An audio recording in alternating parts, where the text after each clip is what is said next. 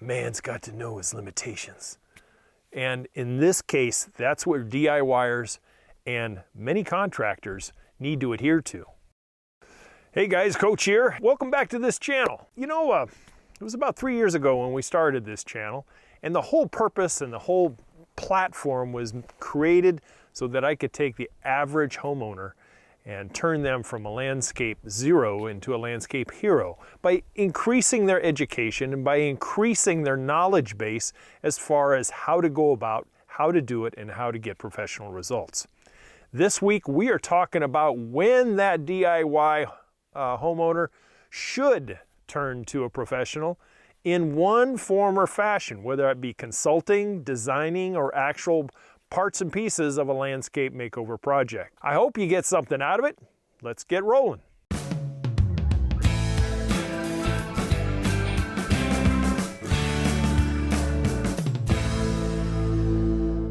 So when I was preparing this particular episode, a particular customer comes to mind. A very short story for you guys. A few years ago, I was hired by a young professional couple to do some design work for their front yard and eventually their backyard.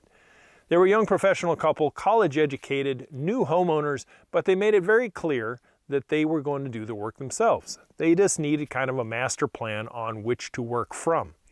Super, we came to terms. I designed the front yard out. They turned around and they did it themselves, sort of. We'll get to that in a minute. Then they said, hey, we've done the front yard, and now we're gonna do the backyard too. Would you mind designing that one up as well? Now the backyard was rather complicated.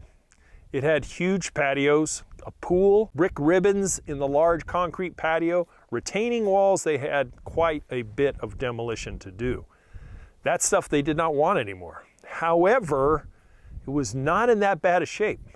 And I tried to convince them that we could work around that stuff because taking it out was going to be a formidable task at the very minimum. They said, no, we want to get rid of it. We're going to do something new, and this is what we want to do. Long story short, we got the design in their hands and they started in. And they started in using an old dilapidated backhoe, and they created quite a mess for themselves. So when should you basically turn to a professional in order to accomplish the DIY task that you're setting yourself on? Guys, this is going to be more for you than it is for the ladies. I've been there, we've all been there. We know when that ego starts to lead the charge rather than that common sense. So here's how I usually suggest and how to weigh your dream versus your reality. And we start with a few things. We start with our skills and our skill set. We start with time. We start with the tools that you have and how does those things stack up against the project you want to do. The third thing is being 100% realistic and honest with yourself in front of the mirror. Now, you can increase your competencies. You really can. You can do that from education here and what I have on the website. You can do it with watching professionals in the neighborhood that are working. You can watch other channels and learn various skill sets before you embark. That's all an increase in competencies that will definitely raise your knowledge bar and your confidence bar in order to take it on. But should you? That's the big question. In the story that I've shared so far, and we're not quite done yet, they created a horrible nightmare for themselves. When you have a landscape project makeover, there is generally always certain steps that you need to go along so that it is a smooth process from the beginning or conception of the project to the completion of the project. I lay that out in my 15-step, step-by-step DIY landscape checklist. You might want to check it out. It's available over on the website. One of the biggest things that people tend to get stuck on, and that is demolition, believe it or not. The story that I've shared so far, a demolition of what I was describing, large amounts of concrete and brick, reinforced concrete with rebar and stuff. They started at the very beginning of the project, way near the house, and not the extrication point where all the debris had to go. They created a mountain for themselves. And they didn't have any receptacles or anything to put it in. That's when my phone rang. And when I got there, I could tell that they at least had the common sense to reach out to a professional and say, Coach, we need your help. But the problem is they had created such a mess that bringing my business into it, number one, I think of a couple things. Number one, I think of successful completion ratios. Could I undo what they've done and complete the project so that it looked like the design that I had made for them? At that particular point, I was not going to get involved. Something happened that day when I said, I'm sorry, but I don't want this project. Number one, I didn't think they could pay for it. Number two, they started to get attitude towards it. They thought that I owed them something because I'd done a couple designs for them. I also felt that the guy wanted to blame me for the mess that he had made. And so now he started to attack the design. And he started to attack the design at such a thing that there was one big long fence line measurement out of this whole conceptual design of a large backyard that he found to be 18 to 24 inches off in length. Therefore, he null and voided the whole design. It was never going to work. And it obviously could have worked. You would have maybe had one less plant at the most. The ego was the biggest problem, and that was the saving face type of thing. They demanded their money back for the design because obviously it was not going to work. And I talked to them about, it's not the design, it's what you've created here for yourself. And the tens upon tens upon tens of thousands of dollars it was going to take me to interject into this. Had they come to me before they had started and before they had created such a mess, I might have taken the job on. And that also goes to contractors as well. You kind of have to know your limitations, just like the DIYers need to know their limitations. A young upstart might have looked at that and saw a huge job in front of them, huge payday in front of them. But maybe because of the lack of experience, they could not see the time that was going to be involved. And many times, projects like what I walked away from are the ones that will take a young business entrepreneur down that rabbit hole that they cannot get back out of. Or if they do, they have to renegotiate with the customer and say, I need more money. Or they have to go out and borrow a contract loan and stuff like that and bring in extra people and extra equipment on the original contract dime. And when you're all said and done, you're probably walking away in the red. In this particular case, I walked away before I even got involved. And as a DIYer, if you have a similar situation, you need to get a contractor involved very early on and get an estimate or two and find out exactly what type of costs are involved in a big project like that. Now, if they wanted me to come in and do that job, it probably would have been $150,000, $175,000 job. And that house, that property, that neighborhood would never have warranted that kind of cost. It was a much older neighborhood. So, what do we take away from all this? You know, one of my favorite actors in Hollywood, Clint Eastwood, said it best. Man's got to know his limitations. And in this case, that's what DIYers and many contractors need to adhere to. How do I know? I learned it early on in my landscaping career, not from huge mistakes, more watching others and avoiding the mistakes they made. You know, there was a couple things where I knew my limitations.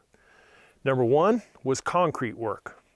Concrete work and I are kind of acquaintances, but we're never best buddies, ever. I just don't enjoy that aspect of it. I don't mind forming. I don't mind helping pouring, but I never claimed to be a good concrete finisher. I could do hot tub pads and shed pads and that kind of stuff. But when it came to nice driveways, walkways, and patios, no. I learned early on to have a couple of concrete magicians in my hip pocket that I called upon. Thank you, Tony. He's down in Texas now. Anyway, very good concrete men. Very, very good. They actually did many of the whole aspects of concrete work for me throughout many years.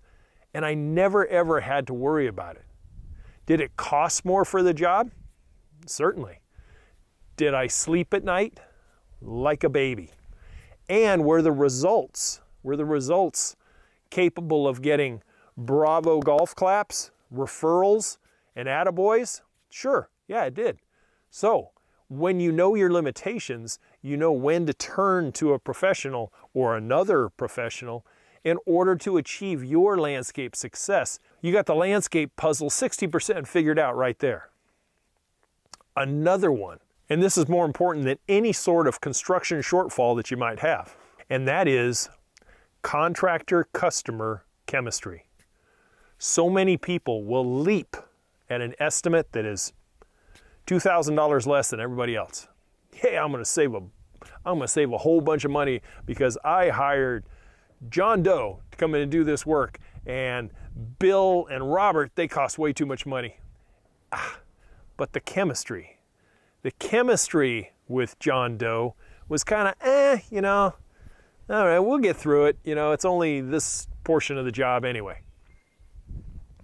But what kind of creds did John Doe come with? The customer chemistry is a real balancing act. And the customer has to understand where the contractor's coming from.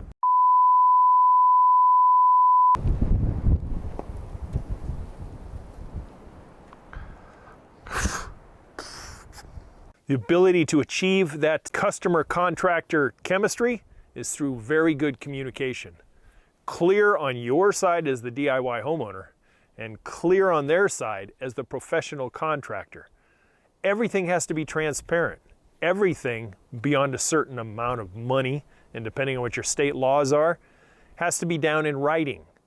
All aspects of what you're asking that contractor to do, and that contractor needs to know exactly the limitations.